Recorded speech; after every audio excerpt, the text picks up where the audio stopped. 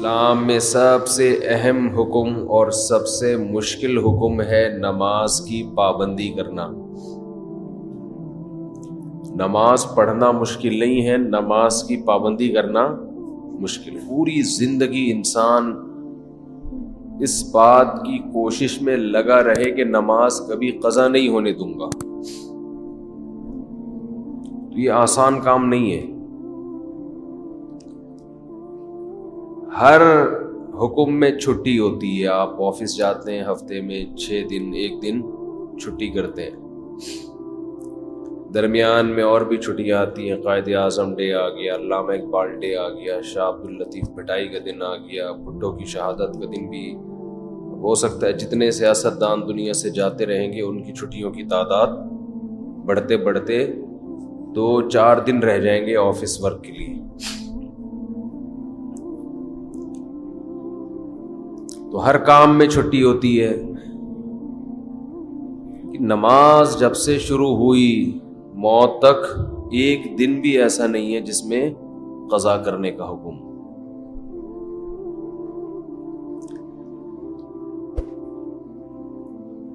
تو اتنی پابندی جب کسی حکم کی ہوتی ہے تو انسان بعض دفعہ تھکنے لگتا ہے،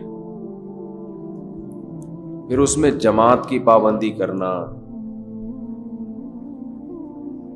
اس لیے قرآن نے کہا وَإِنَّهَا لَكَبِيرَةٌ إِلَّا عَلَى الْخَاشِعِينَ، یہ نماز ایک مشکل کام ہے۔ یعنی اللہ کسی حکم کو مشکل خود سے نہیں کہتا، نماز کی پابندی کو اللہ کیا کہہ رہے ہیں؟ یہ ایک مشکل کام ہے۔ إِلَّا عَلَى الْخَاشِعِينَ، مگر ان لوگوں پر۔ فہد بھائی موبائل کو نہ دیکھیں، بیان سنیں، ٹھیک ہے نا؟ سب کے لیے ہو رہا ہے تو آپ کے لیے بھی ہو رہا ہے۔ آپ بھی پرسوں عشاء میں شارٹ تھے۔ وَإِنَّهَا لَكَبِيرَةٌ، یہ مشکل کام ہے۔ إِلَّا عَلَى الْخَاشِعِينَ، مگر ان لوگوں پر جن کے دل میں اللہ کا خوف ہے۔ اب دیکھو اللہ نے نسخہ بھی خود ہی بتا دیا کہ اگر اس مشکل کو آسان بنانا چاہتے ہو تو اپنے اندر اللہ کا خوف پیدا کر لو۔ سوال پیدا ہوتا ہے خوف کیسے پیدا کریں؟ خوف کیسے پیدا کریں؟ اب یہ تو اختیار میں نہیں ہے نا۔ آپ اگر یہ تصور کرنا شروع کر دو کہ میرے دل میں فلاں کا ڈر بیٹھ جائے، تو یہ صرف ڈر بیٹھنے کے تصور سے ڈر نہیں بیٹھے گا۔ تو اب اللہ نے آگے خوف پیدا کرنے کا طریقہ بیان کر دیا۔ یہ مائک کی آواز بہت دور کر دیا۔ اچھا، تو خوف پیدا کرنے کا طریقہ کیا بتایا؟ الذین یظنون انہم ملاقو ربہم، یہ وہ لوگ ہیں جن کو یقین رہتا ہے کہ یہ اپنے رب سے ملاقات کرنے والے ہیں۔ وَأَنَّهُمْ إِلَيْهِ رَاجِعُونَ، اور انہوں نے اس اللہ کی طرف لوٹ کر جانا ہے۔ جب آپ یہ تصور کر لیں گے کہ یہ دنیا ختم ہونے والی ہے اور ہم نے یہاں سے نکل کے جانا ہے، اللہ کے سامنے کھڑے ہونا ہے، تو ہر مشکل کام آپ کے لیے آسان۔ میں عجیب بات بتاؤں، اسلام میں ہر بیماری کا یہی علاج، ہر پریشانی کا بھی یہی علاج، ہر ٹینشن کا بھی یہی علاج، ہر مشکل کام کا بھی یہی علاج۔ وہ کیا علاج ہے کہ ہم نے جانا کہاں ہے؟ اللہ کے پاس۔ آپ نے بعض حکیم دیکھے ہوں گے، اب تو حکیم لوگ شارٹ ہو رہے ہیں مارکیٹوں سے، بہت کم کہیں کہیں نظر آتے ہیں۔ بعض حکیموں میں مشہور ہوتا تھا ہر بیماری کا ایک ہی چورن ہے ان کے پاس، ہر بیماری کا ایک ہی چورن۔ وہ شاید فراڈی ہوتے ہوں، لیکن اسلام میں ہر بیماری کی ایک ہی دوا ہے، اور یہ زبردست دوا ہے. دیکھیں اللہ تعالیٰ نے جب ہمیں کوئی غم اور پریشانی ہو تو اللہ نے اپنے نیک بندوں کی جو صفات بیان کی ہیں وہ کیا بیان کی ہیں؟ الذین اذا اصابتہم مصیبہ، انہیں جب کوئی مصیبت پہنچتی ہے، قالوا تو یہ کہتے ہیں، انا للہ، ہم اللہ کے لیے ہیں، وانا الیہ راجعون، ہم نے جانا کہاں ہے؟ اللہ کے پاس. مصیبتن میں تنوین ہے، تنوین. اگر یہ ہوتا نا المصیبہ، اس کا مطلب ہوتا کوئی خاص قسم کی جب مصیبت پہنچتی ہے تو یہ کہتے ہیں. خاص قسم کی مصیبت کچھ بھی ہو سکتی ہے، لیکن یہاں ہے مصیبتن، کسی بھی قسم کی مصیبت، کسی بھی قسم کی ٹینشن، کوئی پریشانی، کوئی پیسے لے کے بھاگ گیا، کاروبار میں نقصان ہو گیا، بیماری آ گئی خطرناک، بچے نافرمان ہو گئے، ہر ٹینشن کا ان کے پاس علاج کیا ہے. ہم نے جانا کہاں ہے؟ اللہ کے پاس. تو یہ نیک لوگوں کی اللہ نے علامت بیان کی ہے کہ ان کے پاس ہر ٹینشن کا ایک ہی چورن ہے، ایک ہی دوا ہے کہ بھئی یہ دنیا ختم ہونے والی ہے اور ہم نے جانا کہاں ہے؟ بول لیں نا اللہ کے پاس. جب اللہ ہی کے پاس جانا ہے تو کیا ہوگا بھائی؟ وہاں جا کے اللہ کے پاس سوال پیدا ہوتا ہے. بھائی اللہ کے پاس جانے کا مطلب یہ ہے کہ یہ ٹینشن دینے والا اللہ ہے، تو وہ مجھے دیکھ رہا ہے کہ میں اس پریشانی میں صبر کر رہا ہوں، اس کا نعم البدل وہ قیامت کے دن مجھے دے دے گا. آج ہمارے ساتھ سب سے بڑا مسئلہ یہ ہے کہ جتنا قرآن آخرت کو، موت کے بعد کی زندگی کو بیان کرتا ہے، ہم اپنی نجی محفلوں میں، اپنی روز مرہ کی زندگی میں اتنا موت کا تذکرہ اور آخرت کا تذکرہ کرتے نہیں ہیں، بلکہ ڈرتے ہیں. آپ زیادہ یہ باتیں شروع کر دو نا، بھائی مر جائیں گے، ختم ہو جائے گا، تو سمجھتے ہیں لوگ بیوقوف آدمی ہیں، ترقی سے روک رہا ہے. جو حقیقت بیان کر رہا ہے اسے لوگ کیا کہتے ہیں؟ یہ ترقی سے روک رہا ہے. یہ حقیقت بیان کر رہا ہے. تو خیر میں یہ کر رہا تھا، جو کام مشکل ہو آپ نے اپنے دماغ پر مسلط کر لینا ہے کہ بھی یہ دنیا کیا ہے؟ ختم. اس سے آپ خوشی میں اتراؤ گے بھی نہیں، ورنہ خوشی میں بھی انسان آپے سے باہر ہو جاتا ہے.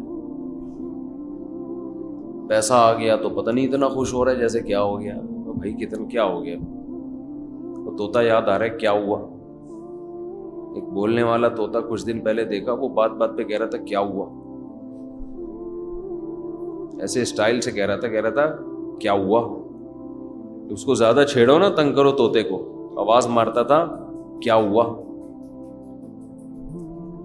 تو اگر کوئی پیسہ آ کے کوئی بہت ہی زیادہ خوش ہو گیا تو آپ نے کیا کہنا ہے؟ اس کو بولنا ہے کیا ہوا.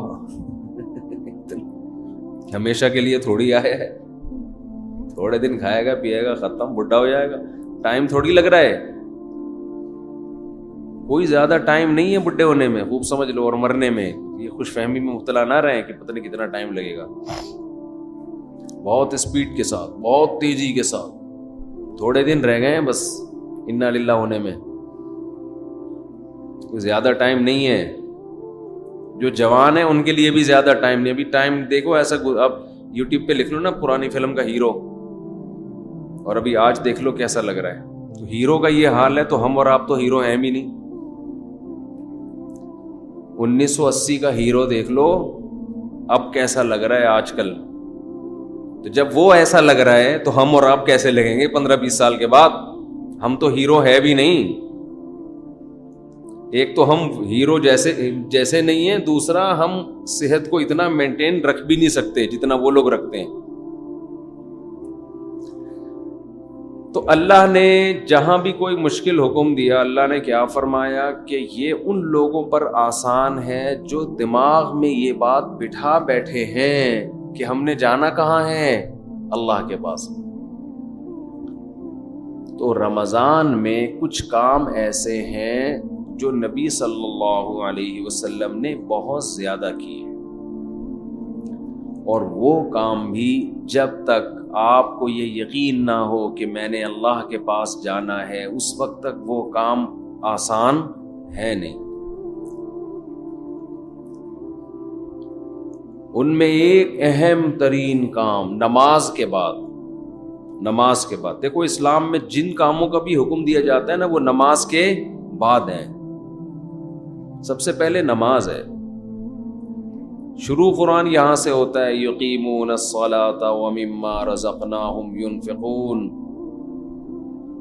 نیک بندوں کی علامت میں سب سے پہلی علامت نماز کو قائم کرتے ہیں، اور جو رزق ہم نے دیا یہ دوسری بڑی علامت ہے، جو رزق ہم نے انہیں دیا اس میں سے خرچ کرتے رہتے ہیں۔ ينفقون فعل مضارع ہے، جب کنٹینیو کوئی کام کیا جاتا ہے تو اس کے لیے استعمال ہوتا ہے۔ ينفقون کنٹینیو یہ کام کرتے رہتے ہیں۔ تو ایمان والوں کی دو علامتیں قرآن میں اللہ نے بہت زیادہ بیان کی ہیں، اور یہ دو کام نبی رمضان میں زیادہ نہیں بلکہ بہت زیادہ کیا کرتے تھے۔ ایک نماز بہت زیادہ، بار بار ایک مسئلہ میں ریپیٹ کرتا رہتا ہوں کہ 8 رکعت تراویح اگر رمضان میں ہوتی تو 8 تو عام دنوں میں بھی آپ نے پڑھی ہے، تو پھر رمضان میں یہ عبادت رات کی بہت زیادہ ہوتی ہے بھائی، یہ تو نارمل روٹین تھی۔ پھر وہی بات آتی ہے، بخاری کا حوالہ دیتے ہیں کہ حضرت عائشہ فرماتی ہیں کہ نبی رمضان غیر رمضان میں 8 پڑھتے تھے۔ بخاری کی دوسری حدیث اس کے خلاف ہے،